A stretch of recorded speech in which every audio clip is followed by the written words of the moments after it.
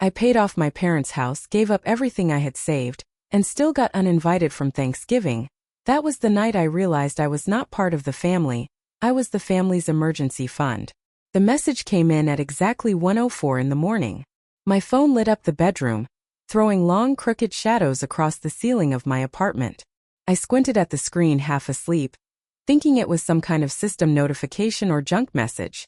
It was not. It was from my mother. She wrote, "Honey, we need to talk about Thanksgiving. Your sister Emily is handling the plans this year. She has invited some people from her work, and she thinks it would be better if you did not attend." I sat up in bed and read it again. And then again. I waited for another message, something that would explain it, something that would make it make sense. Another vibration. Emily feels your being there could make things uncomfortable. She wants the night to feel refined. She has worked very hard on it. Please do not take this personally. We hope you understand. I stared at the screen until my thumb finally moved. I typed one word. Noted. Then I sent it. No questions. No arguments. No reminders. I did not mention the $600,000 I had wired to their mortgage company 6 months earlier. I did not bring up the investment account I had spent 15 years building, and then emptied in one afternoon. I did not talk about the rental property I sold so they would not lose the house. I said nothing about the nights I skipped dinner so I could hit savings goals.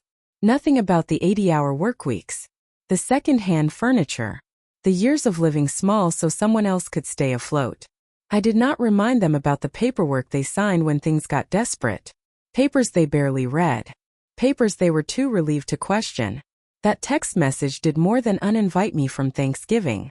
It confirmed what I had been trying not to see for years. In my family, love had levels. And I was somewhere below appearances and convenience. I did not cry. I did not feel angry. I placed my phone on the nightstand, turned off the lamp, and lay there in the dark. And in that quiet moment, something settled inside me. I was not hurt anymore. I was finished. I closed my eyes and slept better than I had in weeks. By morning, I had already called my lawyer. None of this started suddenly. It started years earlier with student loan bills and frozen dinners. My first job in tech barely covered rent and cheap food. I kept my head down while coworkers chased promotions with expensive suits and networking lunches. On weekends, I taught myself back-end systems alone at my kitchen table. I did not travel. I wore the same 3 thrift store coats every winter. I did not complain. By the time I was 26, I had an emergency fund. By 30, I had enough saved to buy a small duplex about an hour outside Seattle. It was nothing special. Quiet. Solid. Reliable. Just like the life I was building. My sister Emily was the opposite. She bounced from one dream to another. She quit law school halfway through and said she was starting a wellness company. She ran up tens of thousands of dollars on our parents' credit cards for so-called investor meetings in Napa and Miami. When she came home, she brought scented candles and vague stories about big opportunities that never quite materialized. Every time things fell apart, our parents stepped in. And when they could not fix it anymore, they called me. "Can you help with the minimum payment this month? She just needs a little more time.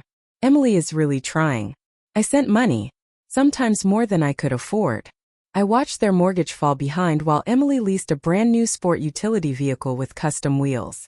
I listened to my mother cry over property taxes while Emily posted poolside brunch photos online. Still, I said nothing. Because I loved them. Because I believed being useful meant being valued. I convinced myself that if I paid off the house, everything would stabilize. That the chaos would stop. So I sold the duplex, accepted the tax hit, and transferred every dollar I had left. $600,000. They called me a miracle. A blessing. They promised they would repay me. They swore Emily finally understood how much damage she had caused. I wanted to believe them. I truly did. But 6 months later, the only thing I received was a message telling me not to come to dinner. That was when I remembered the part they had forgotten. I did not just give them money. I made them sign a contract. I still remember the day I handed them the documents. My mother's eyes were swollen from crying. My father kept rubbing the back of his neck, like admitting the truth caused him physical pain. Emily was not there. She was in Mexico, supposedly making connections. They never told her how close the house had been to foreclosure. Or maybe they did. Maybe she just did not care. That night they called me their last hope. I told them I would help, but this time it would not be unconditional. For the first time in my life, I was not throwing money at a problem with no limits and no protection. My lawyer, Margaret, drafted a straightforward, legally binding agreement. They had 6 months. They could either repay the full amount or start paying monthly rent at fair market value. If neither happened, ownership of the house would transfer to me, clean and legal, and I would have full control over what happened next. They signed it without reading past the first page. My mother squeezed my hand and said, "You have always been the dependable one. I do not know what we would do without you." They did not realize that this time was different. I was not doing it for them anymore. I was doing it so I could stay alive inside this family without disappearing completely. That morning, sitting at my kitchen table with sunlight spilling across the floor, I opened my laptop. I clicked into a folder labeled with my last name. Inside were scanned contracts, notarized documents, payment receipts, wire confirmations. Every signature, every dollar, every promise recorded and time-stamped. It was not revenge. It was order. It was the only way I knew how to protect myself. And they had forgotten all about it. They were so used to my silence that they mistook it for submission. But I remembered. And the contract had a deadline. That deadline was tomorrow. I did not feel nervous. I did not feel dramatic. Once I saw the date, everything became simple. There was no speech to practice. No argument to plan. Just quiet, intentional steps that unraveled the version of me they thought would always clean up the mess. I opened a new browser tab and logged into my airline rewards account. I booked a one-way first-class ticket to the Maldives. Window seat. Departure time. Thanksgiving morning. Then I sent a short message to Margaret. Proceed. Serve the notice during dinner. They will be home. She did not ask questions. She had read the documents.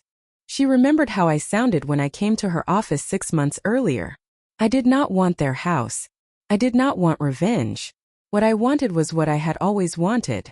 A family where I did not have to sacrifice myself just to be included. They did not exclude me from Thanksgiving. They released me from another year of pretending I belonged. I closed the laptop and went to my bedroom. In the closet, my suitcase still had a tag from my last work trip. I packed slowly. Swimwear. Lightweight clothes. 2 books I had been meaning to read. And a folded copy of the contract. Not to show anyone. Just to remind myself that this was real. That I was not imagining things. That I had given them a fair chance to do right by me. They chose not to. This was not a vacation. It was me setting down a burden that was never mine to carry. As I zipped the bag, my phone chimed again. A message from my mother. "We hope you are not too upset. Honey, Emily is under a lot of stress, and this dinner really matters to her. We will celebrate with you another time." I did not respond. By the time they were serving appetizers, the notice would already be in their hands. Thanksgiving arrived like a perfectly staged event. Emily hired a catering company. Crystal wine glasses sat on rented tables. That morning, she posted a short looping video online. Candied pecans falling into a glass bowl. The caption read, "Elevated holiday energy." What she did not post was the moment a courier rang the doorbell with a flat manila envelope addressed to our family. I did not see it happen. I was at the Seattle airport, sitting in the first-class lounge, drinking an oat milk latte and watching rain slide down the windows. The first message came from my father. "What is this legal notice? Call us immediately." Then my mother. "You cannot do this. This is our home." Then Emily. Unhinged. Furious. Exactly as expected. "You are destroying everything." I did not reply. There was nothing left to explain. The agreement was clear. 6 months from the date of transfer. Full repayment or rent payments would begin. If not, ownership reverted to me and legal action would follow. The papers they received that night were simply the first formal step. A reminder of the terms they signed, with the eviction clause clearly marked. Later, Margaret told me that Emily's boss and his wife were already seated at the table when the envelope was opened. They saw the panic. They heard the shouting. My mother crying in the kitchen. My father threatening lawyers he could not afford. Emily trying to regain control of a night built on appearances. And she failed. She could not explain why the house might not be theirs much longer. I pictured the panic behind her smile, the way the room must have gone quiet as the illusion cracked in real time. I glanced down at my boarding pass. Gate Bravo 3. Destination Maldives with a connection through Doha. The attendant announced first-class boarding. I finished my drink, slipped on my coat and walked forward. Not toward revenge. Toward quiet. Toward relief. The call came 2 days into the trip. The sun was sinking into the turquoise horizon when my phone rang. I answered without looking. "Sweetheart," my grandmother Evelyn said, her voice warm with a hint of satisfaction. "You should see what you started." I leaned back into the cushions on the villa patio and closed my eyes. "I'm guessing it's chaos." She laughed softly. "Magnificent chaos." Emily's perfect dinner fell apart in less than 20 minutes. Your father yelled until he lost his voice. Your mother cried into a dish towel. And the boss's wife asked if it was a bad time and left before dessert. I exhaled slowly, realizing I had been holding my breath. "She lost the promotion," Grandma Evelyn continued. "Turns out her boss doesn't like being lied to. Or hosting a dinner in a house that doesn't legally belong to the family." I did not feel happy. Not exactly. What I felt was something cleaner. Like a correction. Like truth finally speaking louder than performance. "And your father," she added, her tone shifting. "He found the bank statements. Emily's been taking cash advances in their names for months. He's furious." That hit harder than anything else. My father had always stayed quiet about Emily. He might have been disappointed, but he had never been angry. Never willing to truly face what she was doing. Until now. "They want to talk," Grandma Evelyn said. "All of them. Even Emily. I think they're finally ready to listen." I let the silence stretch. Waves brushed the shore nearby. "I'll come home," I said. "Tell them to meet me at my place the day after I land." She hummed approvingly. "I've waited 15 years for someone to stand up to Hurricane Emily. Thank you for being the one." The call ended. This time I would not be coming back as their safety net. I landed in Seattle just after sunrise. The city was quiet. Rain slicked the streets. When I reached my apartment, they were already there. My mother stood when I opened the door. Her eyes were tired. Her hands were clasped together like she did not know if she was allowed to touch me. My father looked smaller. Older. Emily sat on the edge of the couch. No makeup. Hair pulled back. No designer labels. She looked like someone waiting for impact. I did not hug anyone. I did not offer coffee. I sat down across from them, opened my laptop, and pulled up the presentation I had built on the flight. "I am not here to argue," I said. "I am here to offer a way forward." 3 slides. 3 options. Option 1, sell the house. Sell non-essential assets. Emily's vehicle. The Aspen timeshare. Luxury items. Use the proceeds for a down payment on a modest home. Option 2, my father finally starts the accounting firm he always talked about. I would fund it as a formal loan, with clear repayment terms and quarterly reviews. Option 3, Emily enrolls in a financial therapy program. No phone. No spending. No outside funding. 1 full month. I walked through each option slowly. Calmly. No guilt. No apologies. "This is not punishment," I said. "This is structure. This is accountability." No one spoke at first. My mother's eyes filled with tears. My father stared at the floor. Emily stayed frozen. Then she asked quietly, "Why are you doing this? After everything I've done?" I looked at her. Not the polished version. Not the storm she used to be. I saw the little sister who used to crawl into my bed during thunderstorms.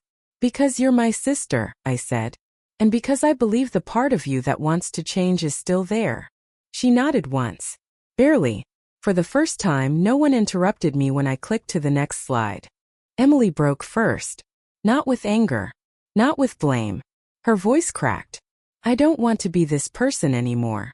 She stared at the rug, shoulders folded inward like she wanted to disappear. I let the silence hold. Then my mother turned to me. "We didn't know what to do," she said. "We were scared." Every time they tried to talk to her, my mother said, Emily would explode. So they backed off. They let it continue because they were afraid that pushing her too hard would drive her away. My father cleared his throat and finally spoke. We thought keeping the peace meant protecting the family, he said. But all we really did was enable her. And we failed you. I did not answer right away. There were 100 things I could have said. 10 years of swallowed words sitting in my chest, waiting for air. But instead of unloading any of it, I reached for the folder on the table and opened it to the original contract.